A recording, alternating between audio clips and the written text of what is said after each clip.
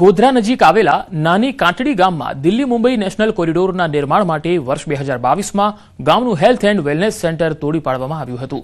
Highway authority દ્વારા નવીન કેન્દ્ર બનાવી આપવાની ખાતરી સાથે કામચલાઉ ધોરણે આ કેન્દ્રને ભાડાની નાની દુકાનમાં ખસેડાયું હતું, પરંતુ 3 વર્ષ વીતવા છતાં નવું ભવન ન બનતા ગામજનો મુશ્કેલીમાં મુકાયા છે। અપૂરતી જગ્યાને કારણે સગર્ભા મહિલાઓ અને અન્ય દર્દીઓને જરૂરી રિપોર્ટ કે સારવાર માટે ગોધરા કે મહેલોલ સુધી જવું પડે છે, જેનાથી સમય અને નાણાંનો વ્યય થઈ રહ્યો છે।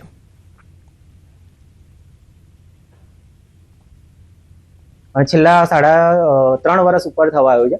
હજી સુધી અમારું બાંધકામ ના કોઈ હજુ એધાણ નથી અને બાંધકામ ન હોવાના કારણે જ્યારે અમારું બાંધકામ હતું, જ્યારે સબ સેન્ટર હતું, ત્યારે અમે સારી સુવિધાઓ આપી શકતા હતા, જેમ કે સગર્ભાઓ છે તો સગર્ભાની નોંધણી થાય ત્યાંથી લઈ દર મહિને એમની આરોગ્ય તપાસણી કરતા હતા। એમાં દર સોમવારે અમે અહીંયા સબ સેન્ટર ખાતે મમતા ક્લિનિક ચલાવતા હોઈએ છીએ। જ્યારે જો અમારું સબ સેન્ટર તૂટ્યું છે ત્યારથી અમે એ સેવાઓ આપી શકતા નથી। અને એક નાનું એવું દવાખાનું છે, એમાં અમારે સગર્ભા માતાઓને બધા રિપોર્ટ થઈ શકતા નથી, તપાસ પણ થઈ શકતી નથી, એટલા માટે અમારે મેલોલ જવું પડે છે અને મેલોલથી કદાચ અમારે ગોધરા પણ જવું પડે।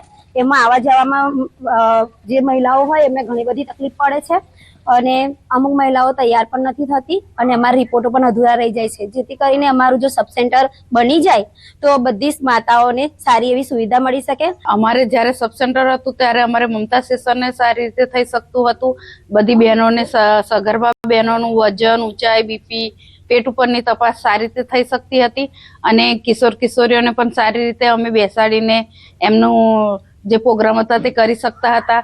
પરંતુ જ્યારથી અમારું સબ સેન્ટર નથી ત્યારથી અમને ઘણી બધી તકલીફો પડે છે। અમારી બહેનોને, સગર્ભા બહેનોને વારે ઘડીએ તપાસની સારવાર પૂરેપૂરી મળી રહેતી નથી।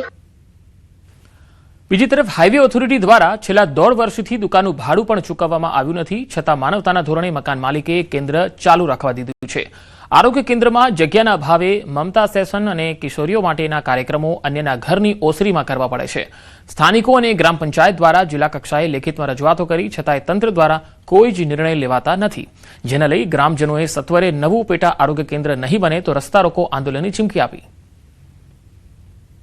બીજી બાજુ અમે ગ્રામજનો તથા સરપંચ, ગામની બોડી સહિત અમે કલેક્ટર સાહેબ, ટીડીઓ સાહેબ, ડીડીઓ સાહેબ, પ્રાંત સાહેબને બધાને રજૂઆત કરી લેખિતમાં અને આવેદનપત્ર બી આપ્યા હતા, તો તેઓ સુધી અત્યાર સુધી કોઈ સરકાર એ નેશનલ હાઈવે તરફથી કોઈ એનો નિકાલ કરેલ નથી અને બનાવેલ બી નથી। આ વહેલી તકે મકાન બને એવી અમારે સરકારશ્રીને માંગ છે। ગોધરા પણ ગઈને આપ્યા છે, લેખિતનો કેમ પણ કેટલા વખત આપ્યું છે, પણ થઈ જશે એવું બધું વાતાવરણ થઈ રહી છે। એટલે અમારી એ વિનંતી છે કે તાત્કાલિક અમને એનો ગમે તે નિકાલ સરકાર કરી આપે, નહીં તો બાકી અમુક સમયે એવો નિર્ણય થશે કે આખું ગામ રોડ ઉપર પછી ચડી ન જાય, રોડ બ્લોક કરે, એવું ન થાય। પણ અમે મોસ્ટલી એવું કરીએ પણ નહીં, પણ જો અમારું કોઈ નિર્ણય આવે તો પછી આ જ પોઝિશન અમારે ઉઠાવવી પડશે। ઉના તાલુકાના નવા બંદર ગામે ઉનાળાના આગમન પહેલા પાણીની પારાયણ શરૂ થઈ છે। ઉનાળો શરૂ થાય તે પહેલા જ 25,000ની વસ્તી ધરાવતા ગામમાં પીવાના પાણીની સમસ્યા સર્જાઈ છે। 10 દિવસથી પીવાનું પાણી ન મળતા લોકો ભારે હાલાકી વેઠી રહ્યા છે। દરિયાકાંઠે આવેલા આ ગામમાં બોરવેલ અને કૂવામાં ખારું પાણી આવે છે, જે પીવા અને રસોઈ માટે યોગ્ય નથી। પરિણામે ગ્રામજનોને બહારથી પાણી લાવવું પડે છે। રિક્ષા મારફતે પાણી મંગાવતા પરિવારોને દરરોજ 500 થી 700 રૂપિયા સુધીનો ખર્ચ સહન કરવો પડે છે। ગામમાં મજૂર વર્ગના અનેક લોકો દિવસની અંદાજે 300 રૂપિયાની મજૂરી પર નિર્ભર હોય છે। માત્ર પાણી માટે ખર્ચો વધતા પરિવારો પર પડતા પર આર્થિક બોજ પડી રહ્યો છે। પાણી પુરવઠા વિભાગને અનેક વખત લેખિતમાં અને મૌખિકમાં રજૂઆતો કરી છતાં પાણીનો કાયમી ઉકેલ ન મળતા ગામજનો રોષે ભરાયા છે। જલ્દી સમસ્યાનો હલ ન આવે તો ગામજનોએ ઉગ્ર વિરોધ પ્રદર્શનની ચીમકી પણ આપી છે। અમારા નવા બંદરમાં પાણી અત્યારે દરિયા કિનારો છે, અમારે અહીંથી 10 કિલોમીટર ઉના પાણી ભરવા જવું પડે। એક રિક્ષાવાળો 400 રૂપિયા ભાડું લે અને 4 કેરબા લઈને આવે, તો નાના માણસો અત્યારે પાણી વગર શું કરે? અત્યારે પાણી માટે હલખા મારે છે લોકો। ઓલા મંગળવારે આવ્યું તો આજ 11 દી થાય, 10 દી અમે ખારા પીએ, ખારા પાણી પીએ, બીજા ક્યાં લેવા જઈએ પાણી? નાવા ધોવાનું ઈ ખારું પીએ ને વેસાતું લઈએ, વેસાતું 500 રૂપિયાની રિક્ષા મંગાવીએ। લગ્નની સિઝન હોય, માછીમારોનું ગામ છે, સાગરપુત્ર લોકો રહે છે, પાણીની સમસ્યા બહુ મોટા પાયે છે।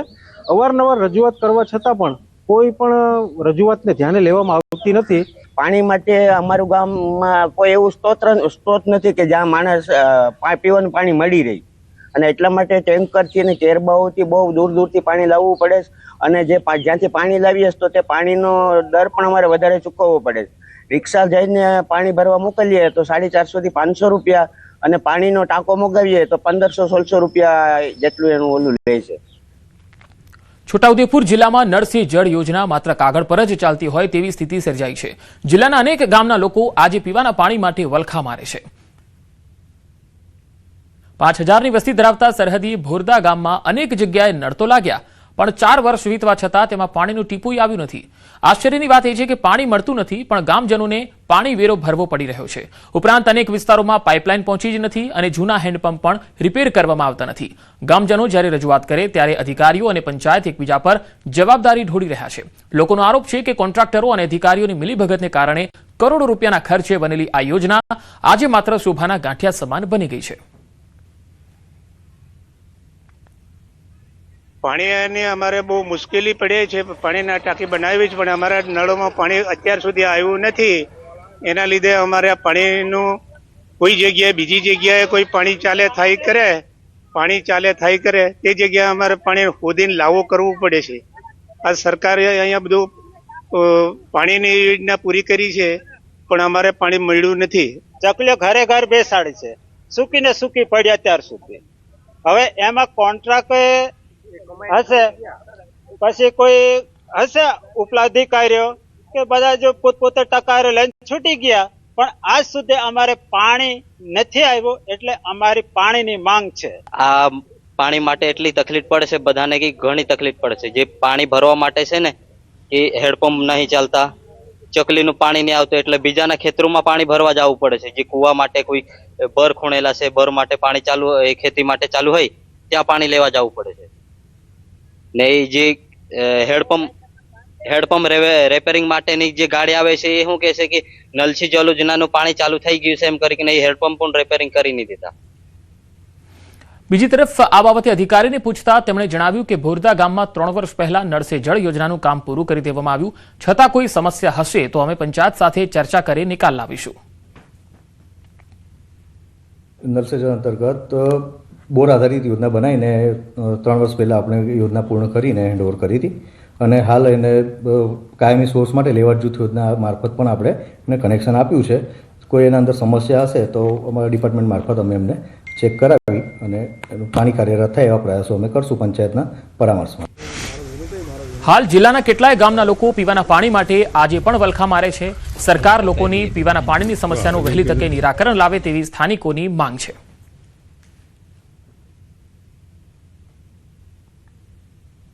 જિલ્લાનું છેલ્લું ગામ એટલે બોરદા ગામના લોકો હાલ પીવાના પાણી માટે દર ભટકી રહ્યા છે. આપણે તસવીર બતાવવા માંગીશું કે આજે ગામના લોકો જે છે એક જગ્યા પર ભેગા થયા છે અને સૂત્રોચ્ચાર બોલાવી રહ્યા છે કે ભ્રષ્ટાચાર દૂર કરો. તેનું મુખ્ય કારણ એ છે કે સરકારની જે યોજના છે ઘર ઘર નળ સે જળ, આ જે નળની અંદર જળ નીકળવું જોઈએ પરંતુ જળ નીકળતું નથી, પરંતુ ભ્રષ્ટાચારના પોપડા નીકળી રહ્યા છે. આપ જોઈ શકો છો કે જે રીતે આ વિસ્તારના જે લોકો જે છે અહીં બેઠા છે અને જે પોપડા જે છે બતાવી રહ્યા છે. જળની જગ્યા પર હાલ તો ભ્રષ્ટાચારના પોપડા જોવાઈ રહ્યા છે. ગામના લોકો પણ આક્ષેપ કરે છે કે વર્ષોથી જ્યારથી આ યોજના જે લાગુ થઈ છે અને યોજનાની જે આ સ્ટેમ્પ જે આ જે નળ બેસાડવામાં આવે છે ત્યારથી જ આની અંદર પાણી આવ્યું નથી.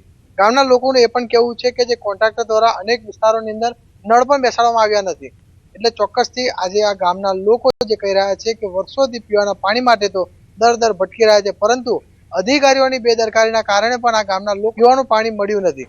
હવે અધિકારી અને જે નેતાઓ જે છે આ ગામની મુલાકાત લે અને જે ગામની અંદર પીવાના પાણીની જે મુશ્કેલી છે તેને દૂર કરે તે ખૂબ જરૂરી છે. સેજબ ખત્રી, ન્યૂઝ 18 ગુજરાતી, છોટાઉદેપુર.